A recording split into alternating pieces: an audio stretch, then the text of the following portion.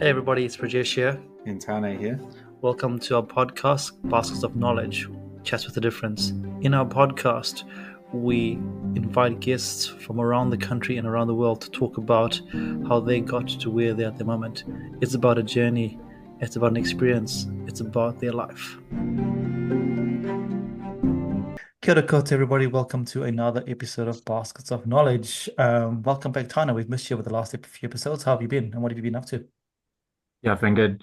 Pretty busy with travel. I've had the last 2 weekends in Christchurch, driving up and back, which is obviously a big commitment for coaching, and then go away to Auckland tomorrow for a couple of days for work. So, yeah, it's all very much go at the moment. So, I guess my biggest learning is just to try and take the step back. And I think, yeah, it's probably easier said than done. I've probably overcommitted myself a little bit in terms of coaching commitments that I have at the moment. I think, yeah, it becomes that tough point in the year where a lot of representative teams are now in full flight, both for rugby and rugby league. And yeah, I guess rather than prioritizing one or the other, I've probably said yes to everything, which has been cool, like plenty of learnings.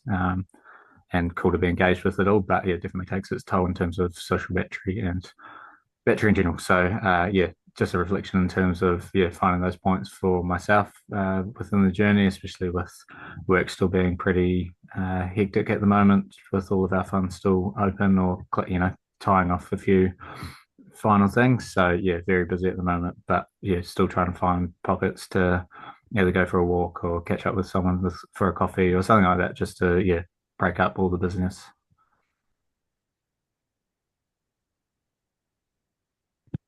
Sorry, I was on mute there. Yeah, I think what's crazy is, Tana, we've known that you like to say yes to things. So hopefully over the next few months you look after yourself, because if your battery goes flat, then you go flat, and then your teams go flat, then that whole cycling effect. So we're trying to avoid that there. And anything that you've learned over the last, put into your basket of knowledge over the last few weeks?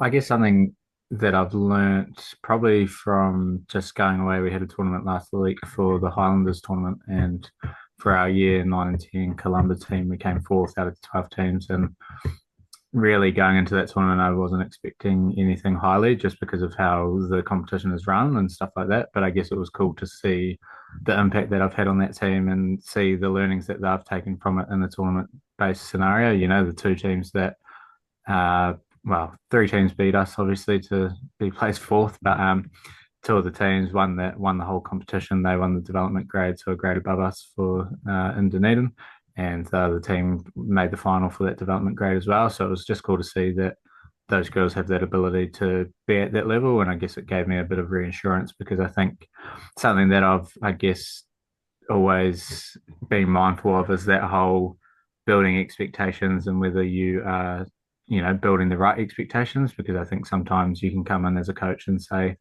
I believe in you. And, it's an awesome trait to have and an awesome passion to have when you are a coach, but you also have to be realistic in terms of the outcomes you want, before you're telling every girl that they can be the next Black Fern or the next, NRLW player. So you have to be mindful of that in the coaching space. But I think for me, yeah, getting to see that those girls are actually at that level and that, like my belief in them is actually realistic to the capacity that our team can play is, I think, something that's really cool and really powerful. And obviously, it's not always going to be correct, but it is nice from time to time to be able to see that come into action.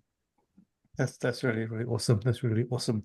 And I guess, for me, my learning is pretty simple, pretty short and sweet. I'm going through lots of change in my life at the moment. And a lot of people are saying to me, am I going to be missing things as I make change? And I think I'm not going to be missing things, but I'll be missing connection. But somebody reminded me that the connection will stay all the time. So it's just a reminder that the people that are most important to you will stay connected. The people that are not important to you will disappear. So that's just something that I've just got to keep remembering as I go through my change. Which we'll talk about, I guess, in another episode as we keep recording all these podcasts here. But hey, it's not about you and I, Tana. It's about our guests. And this week we are very lucky to have another fantastic guest, and we think everyone is fantastic. As we always say, we think everyone's got everything, everyone in the world's got a story to tell. We'd love to make this our full-time jobs, but we can't because we don't get paid for this year. But that's all cool. We do this for passion, and we're very lucky that our guest today actually came to us, which is really brilliant. as you say, we go and search for people, but when people come to us, it's even better because you've got a story to tell, and it's awesome that you want to use our platform. And before I even acknowledge the guest, I want to say that our guest that we're going to introduce in a few minutes or a few seconds was actually someone that we connected with in 2021 and 2022. So it's pretty beautiful to see how this full circle conversation and connection has come through. So the key word I have today is connection. That's my word of the day. And it's awesome that our connections come through. Welcome to our podcast, Lori. Kia ora. Awesome, Lori. So before we even delve into anything, do you want to tell our listeners about who you are and what are you doing at this moment in your life? Well, I'm Lori. At this moment, I'm a enrolled nursing student up in Wellington at Whitirea. I am on my final paper, moving on to my final placement next week before I sit my state exam. So I've nearly completed nursing school in the time since I've seen you last. And I've had quite a bit of a journey since starting nursing school, and it's really exciting to be coming to the end of that. Oh, beautiful, beautiful. It's so crazy that actually when both of us first met you, you were in high school, and if we both said to you, Laurie, hey, at that point in time when you came for Hands on Otago and all those crazy awesome programs, if we said to you, hey, Laurie, in 4 years' time, you would be finishing up nursing, what would you have said to us at that point in time? No way, I'm going to go to Otago Medical School. Plans change. Yeah. And it's pretty crazy, and I like that because plans do change all the time. And I guess when in your journey did the plan change? And I ask this because a lot of people think, hey, I love sciences there and I want to help people, therefore I should be a doctor. And a lot of people go like, oh, people don't see nursing as I'm going to put this in air quotes as the way to Yeah. go. And I put in air quotes because we both know that's incorrect. So when did it happen for you, and how did you have to navigate that, not just for yourself, but also with people around you?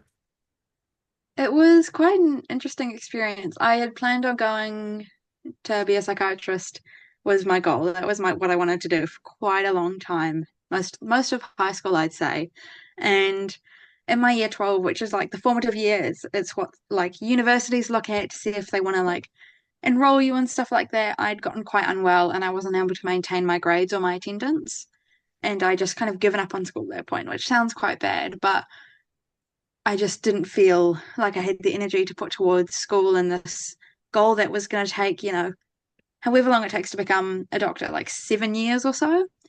And it's going to sound a bit silly, but I got an ad on Facebook for Whitirea and I saw that you could do a program called the New Zealand Diploma of Enrolled Nursing, which is an 18-month course. And you come out of it with being able to register as an enrolled nurse, which is a slightly different scope to a registered nurse. It's just a little bit smaller, but I saw that opportunity and I took it. Beautiful, awesome. And oh, sorry, can you hear me? And I guess what when that happened for you, so that's the one piece. The other piece is how did you navigate telling your people around you that this is what you wanted to do? And I say that because when you're young, people have all these expectations about us, um, which is we all have this. Everyone puts expectations on us. What does that navigation go? Actually, hey, I've now shifted and I'm now thinking of doing this here. It was, I think it was harder to tell my friends than it was my family because my friends knew that I wanted to go and be a doctor for quite a long time. I've read through all the different kind of comedic medical books like Adam Kay and all that style of writing. But telling my family was a bit of a breeze, mainly because my mum's a nurse and she trained where I'm training at the moment. So 30 odd years ago, she got her bachelor's of nursing there. Um, and then when I told my dad, he was like, I wanted to be a nurse. He never became a nurse, but he wanted to. So my immediate family were very supportive. My more extended family were also very supportive because they knew I wanted to be able to help people. And throughout my nursing career, I found that you're able to help people, and I wouldn't say a better way, but a much more, connective or person to person way as a nurse than you are as a doctor. And I think a lot of my family have come to understand like how much I really love the nursing and see how I fit into it much better than I probably would if I became a doctor. Same with my friends. They've seen how much I've grown and how much I've really enjoyed it when I get to start telling them about like what I've learned on my placements, things I've experienced, and the things that challenge me on placements and all that sort of stuff. Beautiful. And a key word there that came through as well was the word connection. You said connecting is really beautiful. A word of the day, like I said, I'm going to keep coming back to that there. But before we talk about that, there, Laurie, when you introduced yourself, you said that it's been a bit of a challenge and had a bit of story. So I guess where do we start that story for you? Where did that first challenge come for you when you started, not just nursing, but I guess as a young person? Yeah, so in my high school years, I developed anorexia nervosa. So that brought quite a challenge from year 10 upwards. And that's what I got quite sick with in year 12. And I don't know how much you know about it from a experience level, but it kind of destroys your whole life. That's all you can focus on is like what you're eating, what you're not eating, how much you're moving, all that sort of stuff. And your life gets very controlled.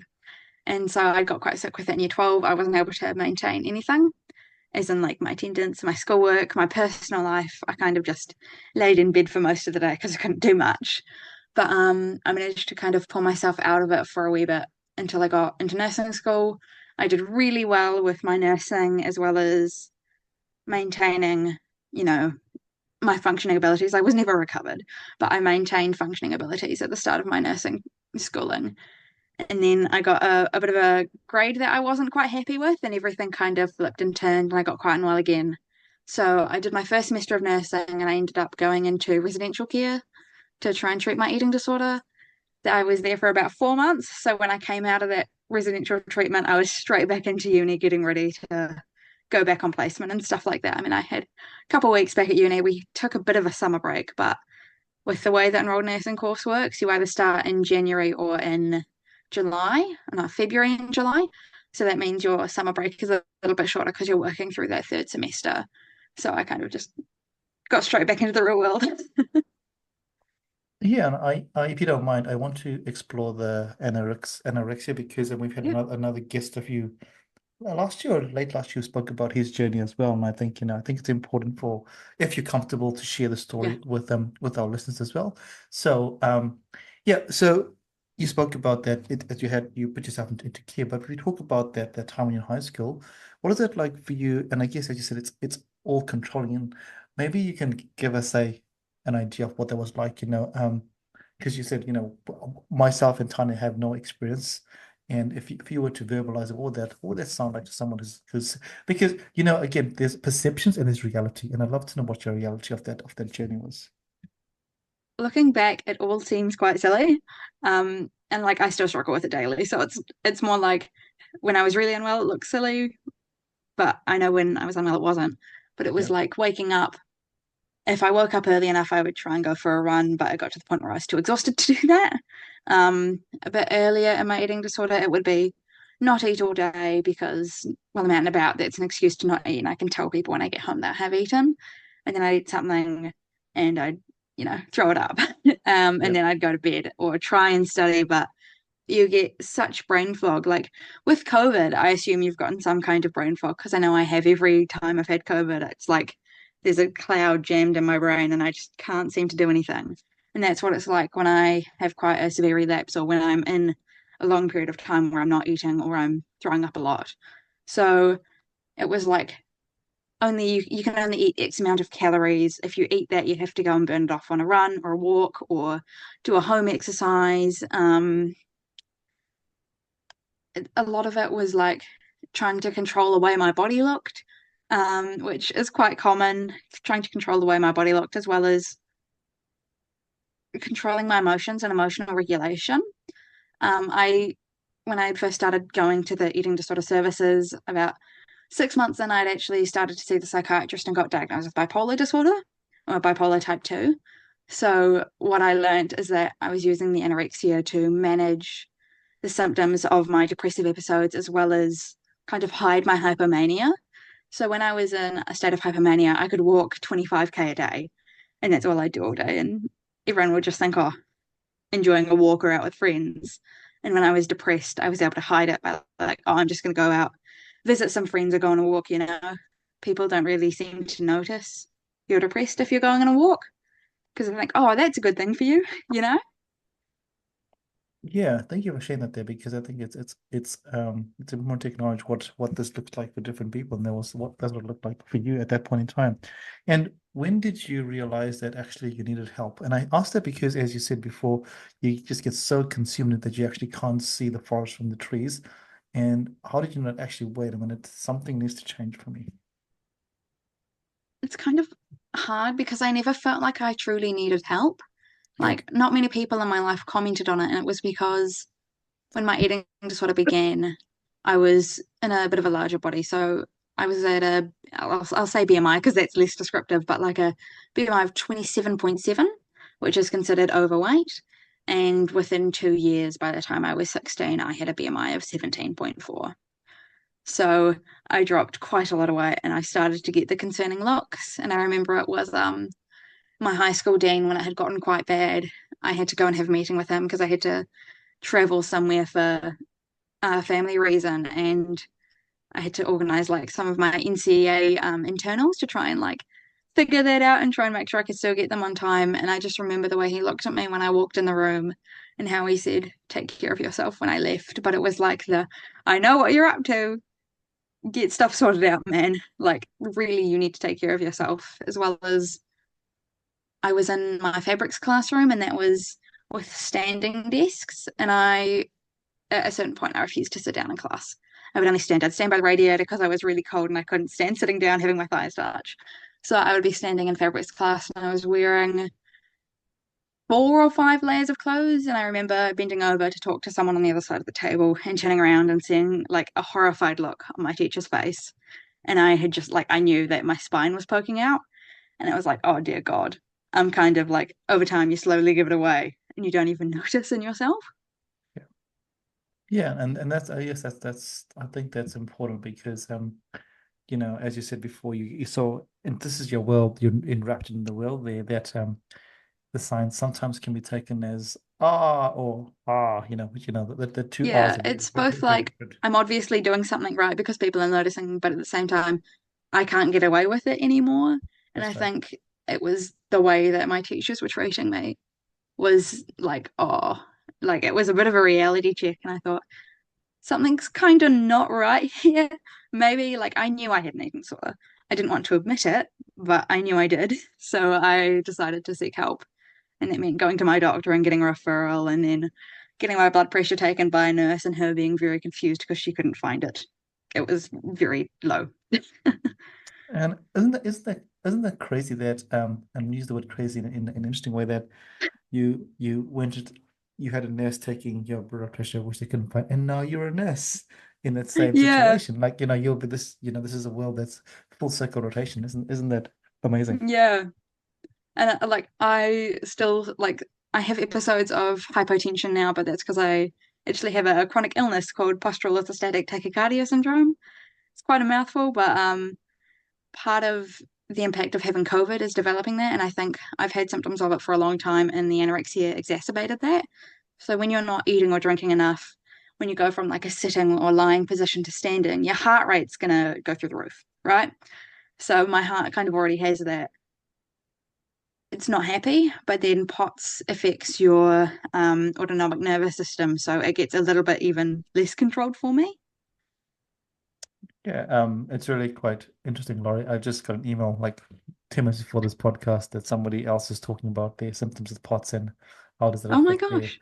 how is that going to affect the university study and blah blah blah. So it's really interesting. It's it might be more common than we think it is because of Mm, different the situations, and maybe COVID. I don't know. I'm not going to go to that rabbit hole because that's a whole different world with a whole covered conversation.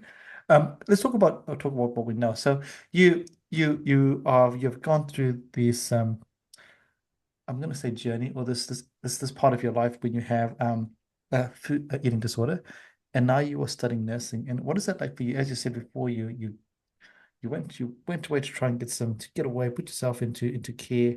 You come back into nursing school. What is that like, as you come back into your classmates? Because again, you're in a class where people can see you visually, and humans are humans. Humans are yeah. humans, and let's just be honest. Some people have reactions. Some people, everyone has an opinion. Yeah. What is that like for you? So essentially, I had to join a different cohort. So it wasn't the Yes, classmates I had to worry about, but the nursing tutors. yes. I remember my last day at uni before I went into care was we had a shared lunch. Obviously, I take a phone call, pretend, duck out, don't eat anything. But the tutor comes back in and sits with a group of people and starts chatting. And I'm like, well, yeah, I have to go and take care of some health stuff for a while, and I don't know how long it's going to take. And she looked at me and said it's going to take however long it needs to. And I was like, oh no, she's noticed. Then again, she ran the labs class, which is where you have other classmates taking your blood pressure, your blood sugars, all that sort of stuff. So your health gets very exposed in nursing school. Okay, yeah. And she'd seen an episode of hypoglycemia, recurrent episodes of hypertension in me. So she obviously probably figured out something was up. So coming back was more, I was worried about the new classmates and how they were going to react to someone who wasn't super skinny. I was more worried about the tutors when I came back, thinking that I was perfectly fine. Recovering from an eating disorder isn't just 4 months in a treatment facility. It is ongoing, potentially for life, depending on how it continuously impacts your life, if you're able to get fully over that hill or if you're still kind of climbing up all the time. Yeah.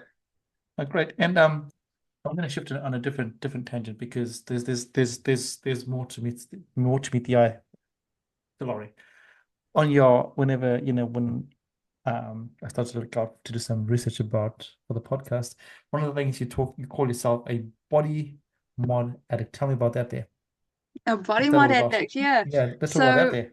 I don't know if you can see everything going on in my ears, but I have a lot of piercings and I Yes, also have a lot of tattoos. So yes, I believe I had tattoos when we first met, but I have a lot more now. I've got two on my legs. Ignore the fact that I'm kind of in pajama pants, but this is my cat, and then I've yep. got this funny little stripper cat here. Oh I yeah, really don't okay. know if you can see it, but I absolutely love getting body modifications. So any kind of tattoo or piercing that I see and I'm like, oh, I want to get that, I will probably end up getting it. And I think for me, it's a way of reclaiming control over my body after spending so long unwell in my body. So it's really nice to be able to have control over what I put on. And I just kind of love the art and the experience of getting tattooed. So you're kind of being, while you're paying for someone to tattoo you, you're kind of being gifted their art to live on you for as long as you live. And there's just something so beautiful in that to me. And it's addictive, man. Once you get one tattoo, you cannot stop. Oh, crazy. We look forward to seeing what the next tattoo is. Yeah, but that's really interesting. And I guess is that linked to the hair color as well? When we first met you, you had I think you had the same hair color. Is that again a sense of control for you, or is it more a sense of art and freedom? I think it's a bit of both. I mean, every time I had the long summer holidays in high school, I would dye my hair blue, come back and get threatened with suspension or being expelled. So when I dropped out, I had this amazing opportunity to live however I wanted to. And that was for me dyeing my hair and just, I think it feels mainly freeing for me because I'm able to like do whatever I want. It is control over my body to a degree, but it is also just like something pretty, something different. I mean, I'm up in Wellington. Every second person has coloured hair, but it's still something I love, you know? Yeah, that's right. I when I'm in Wellington, I'm like, oh, I'm just normal. I don't have colored hair. Oh, no tattoos. Oh, when am I in the right place? It's Yeah, really so yeah. funny. It's awesome that it's so normalized and especially in places like Wellington and other parts of the country as well, which is changing, which is really cool. And as we go back to your journey as a nursing student, so let's talk about your study as a enrolled nursing student. What is that like as you go through the journey? Is long hours? Is it long hours? Is it fully practical? What has it been like for you with patient care? Going into those placements there. What is it like when you saw your first patient out of a semi like, oh, this is my first patient. Oh man, stories of first patients are always quite interesting because there's a different fit. It's not always the first patient that sticks with you, but it's always someone you kind of connect with or experience something with.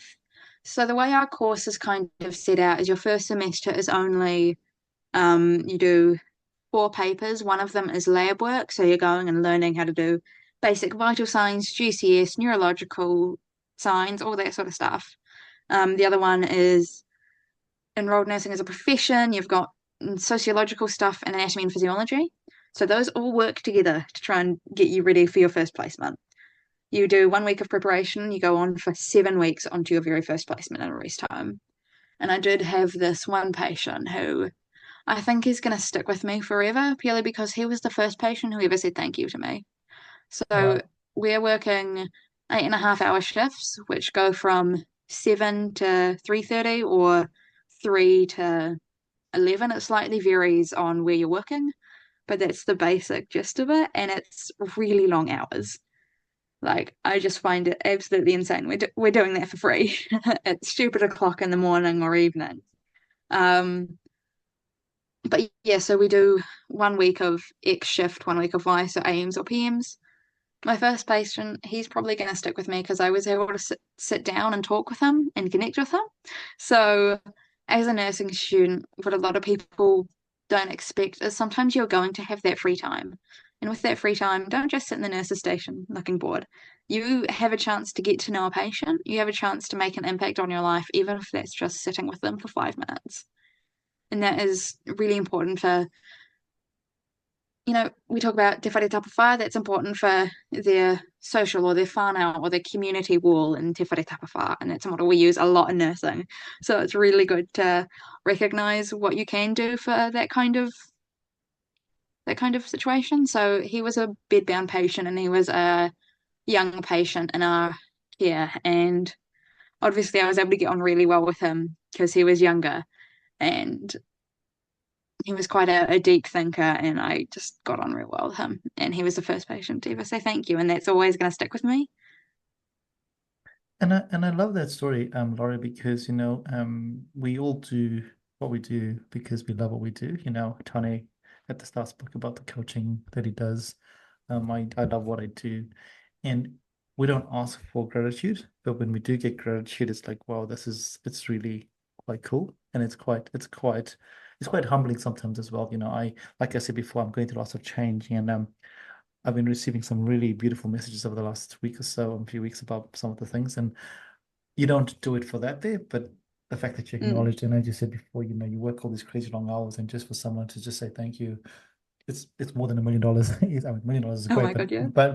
thank you is really beautiful. Which is, I'm not saying don't give us $1 million. I mean, we love $1 million, but hey, thank you, thank you is all good as well. And Please, I'm a that's really nursing beautiful that you student. got Help that. me pay off my debt. Yeah. So as you navigate into your final paper, how do you feel? And I guess, is there more study for you that comes next, or um, yeah, how does enroll nursing work at this stage now? So at this stage, going into our final placement, we're expected to work at the level of a New Zealand diploma enrolled nurse. So that's a lot to deal with because in our last paper we were kind of able to get away with not being 100% perfectness. But I think a lot of being a nurse is kind of working within the grey areas.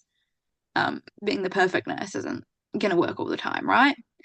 Um, After sitting the state exam, as long as I pass, I'm going to hopefully start a program called the NSAP, which is the Enrolled Nurses Support into Practice program. So it's exactly what it states. It's like helping you get your first PDRP, which is like your step or how much you get paid is kind of the way you see it, but it's essentially how proficient you are within your nursing practice and how you're able to manage patients who may be more complex. So one of the big things with enrolled nursing is there are like two things we can't do that enrolled nurses can do, and that's managing IV lines and managing PIC lines and central lines as well. So those are the things that go into your veins or like arteries, I think. I don't know, out of my scope of practice. But if you get to a certain step or do certain courses as an enrolled nurse, you are able to bump up and be able to place and manage IVs. But you can't give antibiotics in an IV as an enrolled nurse. That's out of your scope of practice, but you can flush it with saline. So maybe I'll be able to work up to that. I'm hoping I can, but at the same time, veins are kind of gross. Straight from the horse's mouth, as you say, when it's a grass. Yeah, we heard it here, um, which is interesting. I think your next tattoo should be a vein, just saying, Laurie. It'll remind you of how beautiful it is. Um, so the other thing that captured me when you got in touch with me is you said that you've also had some interesting experiences in your life story. Are there any that you feel comfortable sharing now? Because there's, like we said, there's a whole story. We focus on the nursing, and anorexia, but I'm sure there's a lot more that stands out for you that you'd like to share. Yeah, I mean, I definitely think a couple of them have been related to the nursing, and I can share one of them, which was really recently. I was on my last placement, and I'd been working with this patient for a while. I was one of the only nurses, despite being a student, that she would like listen to, and she would put in her teeth for me. Now, that may not seem like a big deal, but for this patient putting in her teeth, she did not like it, but it helped us understand who it is, so she'd put in her teeth for me. Um, and I remember watching her in the mirror in the bathroom after I'd helped her, and she looked in the mirror and couldn't recognize herself, and I was like, man, I know how that feels, and I can't believe I've just instigated that. Like I've let you feel that way about yourself. But at the same time, on my last day, she gave me a hug. Like she didn't want me to leave, which was really sweet. And you kind of get that on every placement is some people just connect with you and having to leave them behind and be like, no, I have to go back to uni now. It's really difficult. I mean, it's manageable, but it does suck. Yeah, and I think both Tanya and myself can relate to that. I guess Tanya, I'll bring you in here. When you were a subwarden at one of the colleges, at some point you had to say goodbye to your people. And how did you navigate that? And I guess also as you do the coaching, some of the young people that you coach with, you're not going to be seeing them again, or in that context. Yeah, I think the subwarden journey was probably easier to manage. I think, well, not at the time. I think at the time it was quite difficult and quite hard to, you've been living in the same quarters essentially for a year and you see them, pretty much 24/7. And so, yeah, it was a big shock to have them disappear and leave after all of that impact that you have and the impact that you've had not only immediately but long term. I still see some of the kids that I have had as a first year and they're graduating this year or stuff like that. So it's a bit surreal in that sense. But I think coaching is slightly different. I think that's probably going to be a harder, I guess, challenge to navigate when that time comes. But I'm hoping that through the connection and the relationships that I've created with the players and more so like the people that they are, that we stay in touch or we stay connected and that I have that impact and that we can stay connected long beyond the coaching that I have with them. But yeah, it is a tough part to always say goodbye. Yeah, never easy. I don't think there is an easy way to do it. To be fair, I haven't really thought of that coaching part, and it's an interesting one that you've raised. But yeah, I think you try and be content that you enjoyed the moments you had with them. You had the best intentions, and you tried to make the best impact that you could on them. And regardless of whether you stay in touch or not, you know that you've done what was best at the time, and yeah, that's what you have to live with, I suppose. I see that's brought some emotions for you, Tane. Yeah, we'll Mm, have to come back to that at some point. Yeah, and it's mm, it's interesting because for both of you, Tane and Laurie, I think it's human nature, right? We all go through phases of our life, and in life you're gonna meet people, and at some point you're gonna have to say goodbye to them in whatever context. And the more connected it's back to that what I said at the start. When you connect with people, the connection will stay, but it might not be all the time. But there will be a connection, as you said, Laurie. You've got a special connection with the patient that said thank you to you. You might never ever see them again in your life, but the connection is always there, right? It doesn't actually matter. Yeah. That connection has stayed there, and they've left some mark on your heart, I guess, or your soul. So which is really really it's just a reflective point for, I guess, for all of us, that hey, saying goodbye is part of life, but a connection is very, very different. It's not just a physical manifestation of something.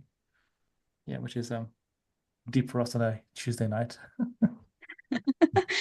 Yeah, I found back when I was in the residential care, that's a 24/7 facility, and you're living with six people overnight, six people during the day, you know, all the time. You're doing everything together apart from going to the bathroom when you have a nurse standing outside the door. So you get used to having other patients around and the nurses and support workers around, and you build connections with them because you're not there for 2 days. You're there for a while, and saying goodbye, that was really hard. You know, every time someone gets discharged, it's like a great celebration and you're really happy for them, but you're like, man, my best friend in here's gone. Yeah, and it's crazy how, the more you think about life, in every stage of our life, this happens to us at whatever stage in our life. It's human nature, right? And yeah, getting us reflecting there. But you also love cats. Let's talk about that there. Tell us about. We've seen your tattoos of cats. Tell us Yeah. about your love for cats. I still live with my family because it's nice and cheap, and I'm able to commute relatively easily by buses. Um, so we have a bunch of family cats. We have like 15 of them because my parents are suckers Oh, and love cats. did you say 15? Yeah, it might be 16. I don't know. I kind of lost count a while ago. Um, but yeah, we've always had kids since I was essentially born. I grew up with cats, and we've kind of just gotten more over time. And man, cats are so cute. I don't get how anyone can look at a cat and say, I don't like that. So They're- if we brought a dog to your house, like what would happen? I have a dog as well. I do Oh, love dogs. All oh the wow, animals. amazing. All the animals, exactly, all the animals, amazing. That is really, really beautiful. Unfortunately, I won't be visiting you because I'm allergic to cats. As soon as I see Oh a my cat, I just gosh. get hives galore everywhere. Like, "Oh, sorry, cat, stay over there. You're very cute, but stay over there. Stay there. Don't come close to me." Yeah. Have Um, you tried antihistamines? A lot of my friends have to take antihistamines before they come over to mine. Although that doesn't work for one of them, which sucks because then she'll start sneezing everywhere. yeah. I'm thinking like, oh, my cats, my cats. Um, Laurie, and what has it been like for you, physically transforming again? So obviously anorexia, you lose a lot of weights, and also as you said before, there was the whole mental thing about your BMI was high, but now as we talk to you, you look really healthy. But has that been a journey for you as well to do that, or what has that been like for you? Because again, as you said before, it is control over control, which you can't really control. Yeah, you cannot control what you look like. You can't really control what your body looks like that well, and it is quite difficult. Like I still often struggle to accept the way that I look now because I am very much used to how I used to look, even if it's how I used to look 2 years ago or 1 year ago when I was really thin. That's Yeah, still how my brain expects to look in the mirror. But when I was going through recovery, the physical impacts it had were insane. So I've had IBS for years, and it made my IBS really bad, like even worse, which was not fun. Um, it's made obvious that I have other chronic illnesses because you can put a lot of things down to anorexia when someone's quite unwell. It's taken a lot for me to be able to try and figure out an outfit still in the morning, and kind of just move on with it. But at the moment, I'm able to go to the gym 3 times a week. I love that. I love building my muscles. I don't know, you can't kind of see my shoulder muscle there, which is really cool. But I still struggle with like my body weight and stuff. Like at the moment, I've just been diagnosed with, or kind of been diagnosed. It depends on the way you look at it, but a condition called polycystic ovarian syndrome. So that is known to slow down your basal metabolic rate and make you gain weight. So I've been trying to figure out what's going on in my body because I've gained about 8 kilos in the past eight weeks without trying to. I eat maintenance calories at most, and I'm still most likely not eating enough. It's either medications or this new condition that have caused me to gain such amount of weight in such a period of time. And I struggle with it at the moment. It's like, what do I do about this? Because my brain is telling me, well, it's time to go back and like stop eating. But the other half of me is like, well, that's stupid. Um, yeah, it takes a lot of getting used to when your body is changing. You're like, no matter what way you're going, if it's up or down, you don't notice the change for a little bit. And then all of a sudden it's like the most obvious thing ever. Like for me, I notice my stomach will change a little bit, my thighs will change a little bit, and I think this is the end of the world. But spoiler alert, it's not. You do kind of still live through that. yeah, and that's so true. And I think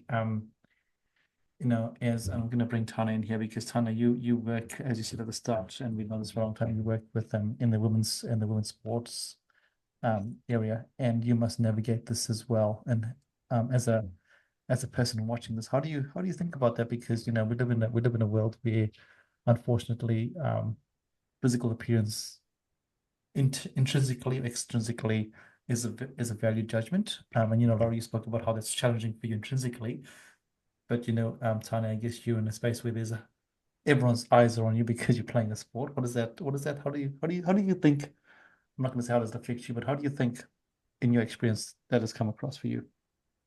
Yeah, I think it's again something I'm always mindful of, and I think it's being really careful or mindful of the comments and stuff you can make. And again, it's never obviously a targeted thing, but there's certain things that you could say off the cuff, and once you say them, it can have quite negative impacts on the girls or women that you're working with. And so, yeah, I try to be really mindful of that.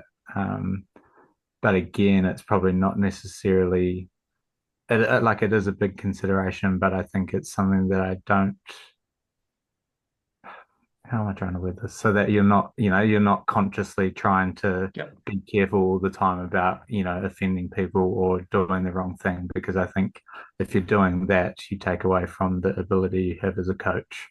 It's the same with a lot of obviously rugby and rugby league is a very contact heavy sport. And I think if I was, cautious every time that I'm trying to teach tackle technique, and obviously there's considerations that you have because you're teaching girls and women.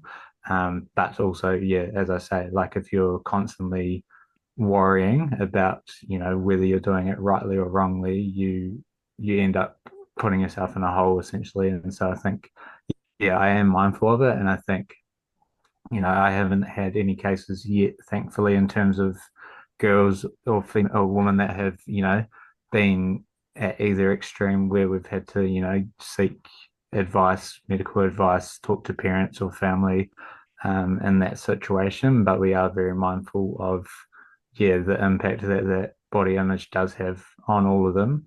And I think something in our most recent campaign with like the South Island team that we're taking away is just around some of that messaging, like that fitness is one part of, the equation to the sport, but there's actually so many other aspects that you bring as a player and that you wouldn't be selected if we didn't think you were valuable for the team. And I think it's such a hard conversation to navigate because girls and females have so many negative, you know, feelings of themselves and that self-worth. And I think it's really trying to flip that narrative and try and do it in a way that is meaningful for them because again there's only so much value that or impact that it has coming from a coach, but trying to have it from one another. We're talking a lot more around the positive talk on and off the field, trying to show the girls that other people see or notice things that they do on and off the field, and it's small things like that I hope at least will start having a much bigger impact than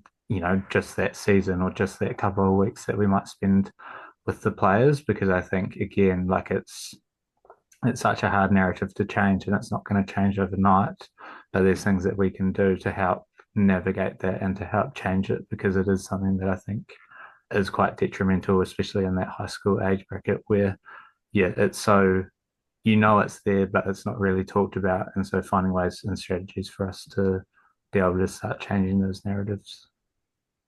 Yeah, no, that's really true, and I guess it's a difficult world to live in, but it's a world that we live in. And Laurie, again, I have to acknowledge that, as you said before, it's not easy for someone that every day you go, as you said before, you got to think about what you're wearing, but it's not just what am I wearing. There's a whole lot of stuff that's happening in the background. You're thinking, and your brain is doing a lot of that controlling, which is fantastic for you that you can actually navigate that. Some days are pretty shitty and some days you conquer it, and this is just the roller coaster that you're enjoying. I'm using the word enjoy because that's the way we can look at things in a positive way as opposed to a negative spin.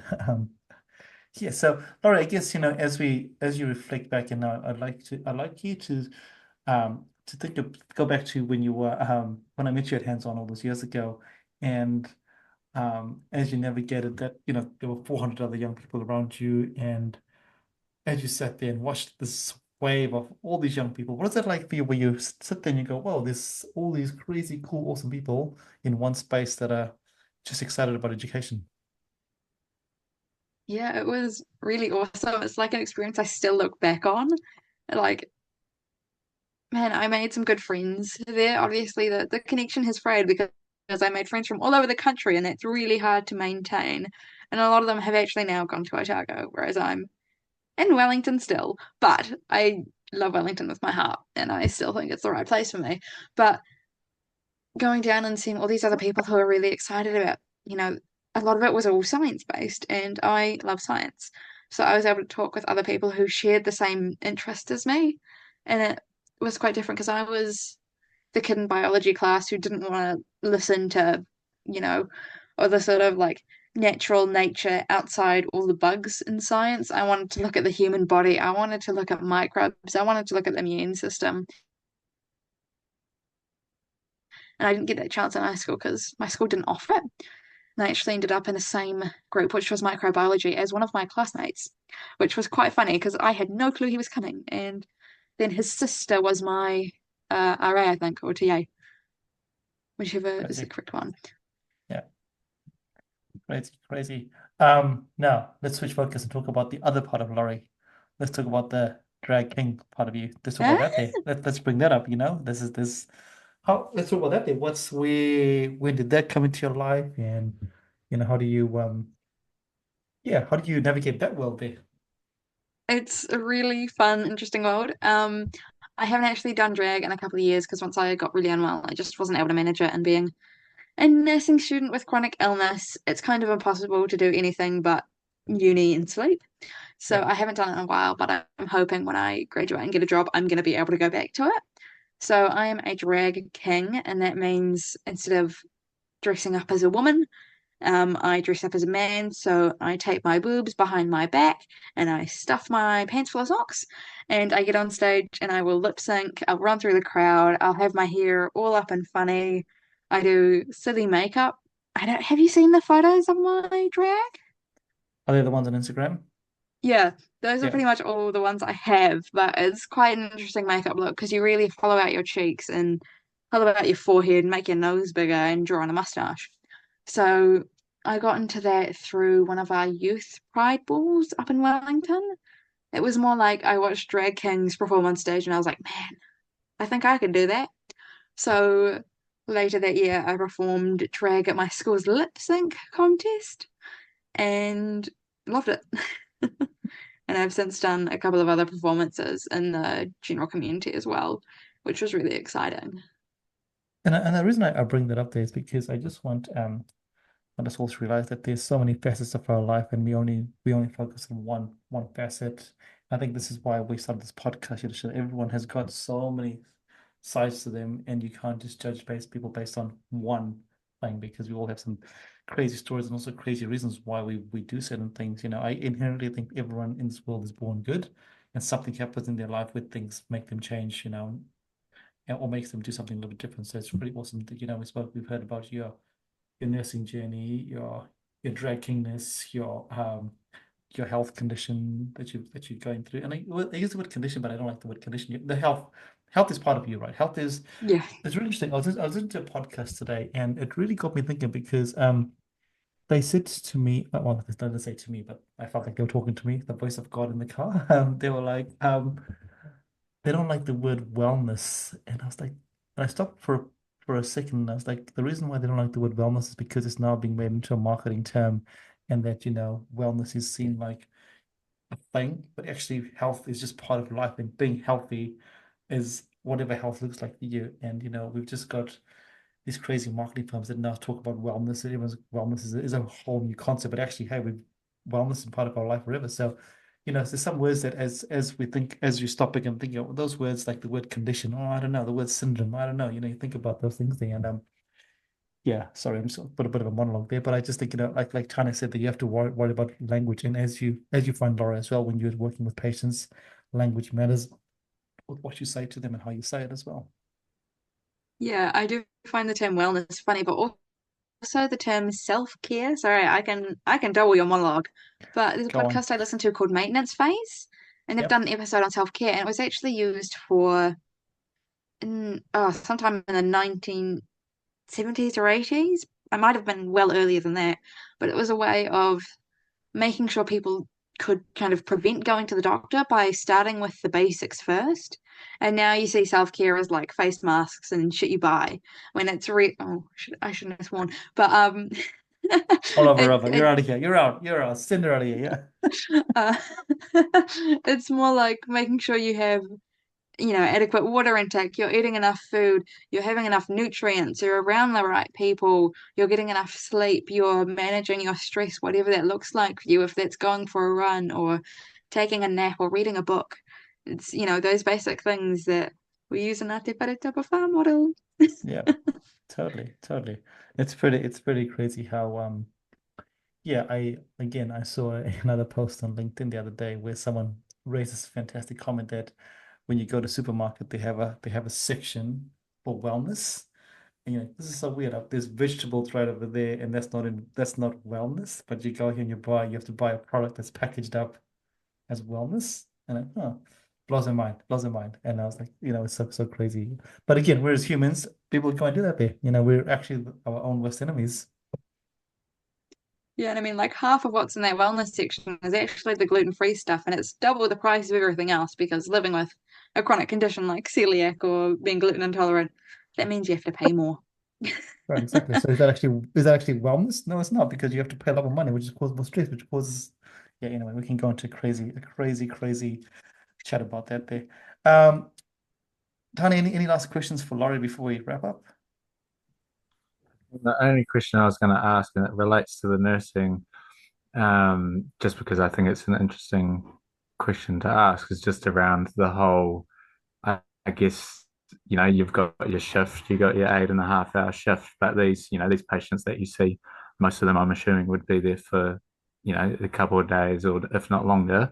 And how do you really, how do you take a step away from that, knowing, that they are there and knowing that you want to, obviously have that continued impact as most health professionals do. Yeah, how do you take that step away, knowing that, obviously they're still there, they still need help, and whether that's a tricky space for you to navigate. Yeah, I'd say it's kind of all about compartmentalizing.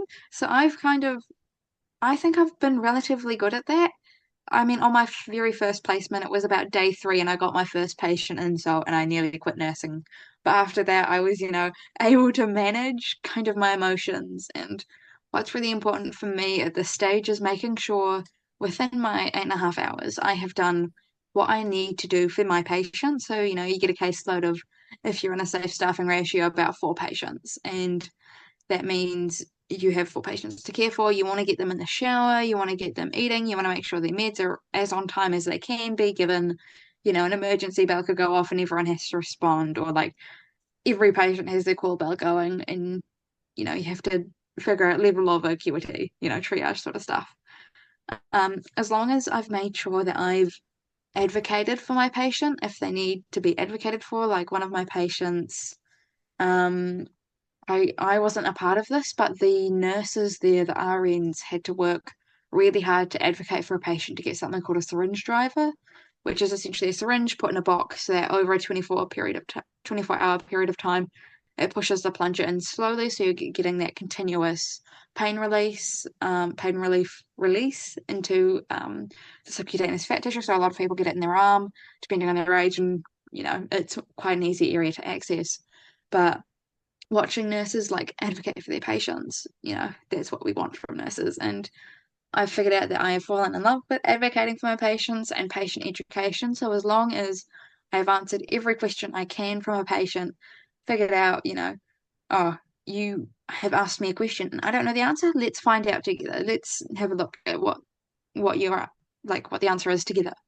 As long as I've made sure I've done those things, I'm able to get myself back home, go back to bed. Maybe I'll watch a bit of TV to make sure I can kind of shut off a bit, or maybe I'll go to the gym if I worked an AM shift. If I'm still like physically able to stand up, I'll go to the gym, which is I find really good for me just to be able to, anything that's happened in the day, you can pump it out in the weights. Like, I feel like anytime something's gone wrong on a shift and I'll have that little bit of anger about it, I go to the gym and my lateral raise will go up a kilo. So, like, I can lateral raise 12.5 kilos now. And I say that's pretty impressive. And I'm going to put that all down to when I've been angry and have decided, screw it, I'm going for another kilo on that exercise. So what I'm hearing is when you're angry, go to the gym. That's what I'm hearing. That's it, Yep. essentially. Yep. I go to the gym and that sets me right. It's a really good distraction, if you're thinking about a patient, or if, in your own personal life or at your work life, if you've had an interaction with someone that sticks with you and you're not sure what to do about it, distraction is the best method out there. Go home, read a book, watch a movie, have a nice cup of tea, have a bath or a nice shower, Anything you can do to cool yourself down or regulate any emotion you have is really awesome. So I That's do a lot of that.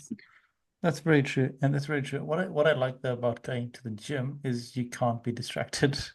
Like you have to focus on that exact movement that you're doing, or you're going to get injured. That's I it. mean, yeah, Like while you're doing the exercise, you can, but I do have a really bad yes. habit of talking to the PTs at the gym because some of them I know really well at this point, so I don't shut up when I see them. Oh, but hey, that's I can be guilty of that as well, and as Tanya will know that as well. Um, which is not a bad thing to be honest. It's quite a good thing.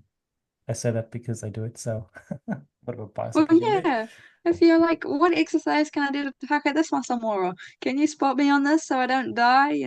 They're gonna be there for you. You talk to them about exercise. I talk to them about other things to avoid doing exercises. Don't worry, I do that to avoid my cardio. Awesome, Laurie. We've been speaking for almost an hour, which is, I mean, the time just flies. And before we wrap up, as you probably have heard on our podcast, it's called the Baskets of Knowledge, and we invite our guests to share a piece of knowledge to put into our kits and our baskets. So myself, Tanya, and our listeners, we'd love for you to share something to put into our kit of knowledge from any part of your life, Laurie. I'm, I've been thinking I'm maybe gonna say like expect the unexpected. You know, Whatever that means for you, that means for me going on a placement, I expect to be surprised. Maybe I'm going to love it, maybe I'm going to hate it. My last placement, for some reason, at the beginning of the paper, I was like not expecting to love it. I got my placement and I was like, man, this is going to be a great placement. And I fell in love with my placement there. It took me a while, but I was not expected to want to work in that area. You've got to expect the unexpected in all points in life. And especially if you're like me and work in healthcare, you need to expect the unexpected. Yeah, and I think that can be taken to all aspects of life as well. They always say all best laid plans get destroyed really. So, expecting the unexpected. And sometimes even I'm gonna add to that, even having no expectations is even probably better sometimes. When you have zero expectations, you can't be left sad, and you can't You can't be yeah, I think disappointed, eh? I think I'm disappointed exactly. Yeah, so and humans are full of expectations, even if when you unexpected. Yeah, so I think we can go to different, but I think expect the unexpected is a great piece of advice into all aspects of life, because that's what life does. Life just throws you all these crazy curveballs. So be prepared for that there, whatever that looks like. Well, Lori, any last words from you before we wrap up and say thank you? No, thank you for having me on the podcast. It's been really nice to see you guys again because it's been a couple of years. I can't believe hands-on that I went to physically was 2 years ago now. So it's really nice to have that roundabout. Crazy, yeah. What a crazy roundabout. And thank you for jumping on. Thank you for connecting. Thank you for reaching out. Thank you for sharing your story. Thank you for sharing a story that is pretty very personal to going through the anorexia, going through that journey there. Um, is really personal. But I really acknowledge the fact that you shared the fact that it is still something that is you never get rid of it. It is part of who you are as a person, and it's a journey. As you said before, you either go defeat, or you take the small steps to get to wherever that. I mean, use the word defeat like if it's a battle, but it's not really a battle. It's just part of your life. Thank you so much, Dory. Like I said before, fantastic podcast. Thank you for jumping on. For our listeners, thank you for jumping on. For our new listeners, hopefully you enjoyed this, and feel free to like, subscribe, and comment. For our regular listeners, don't forget to like, comment, and share this with people around you. Till next time, ka kite, be safe, and don't forget to put something into your basket of knowledge. Bye, everybody. Peace.